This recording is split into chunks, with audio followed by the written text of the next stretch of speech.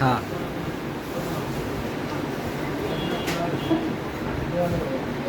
কিরকম লাগে? সেই সাথে তোর বন্ধু মিরান কি কয়? মিরানের টিএড এটা বাকি লস খেয়ে গেল। মিরান খাওয়াইলো এটা ভাল লাগতেছে।